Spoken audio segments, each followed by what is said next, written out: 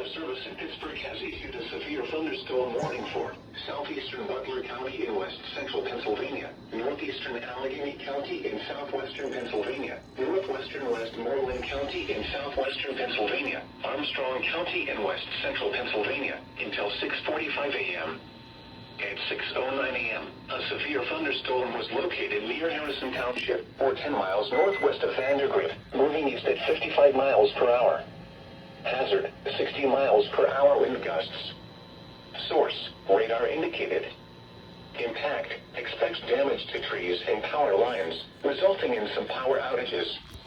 Locations impacted include Vandergrift, Katanning, Apollo, New Kensington, Loughborough, Harrison Township, Arnold, Tarentum, Natrona Heights, Dragon Ridge, Ford City, and It's not good.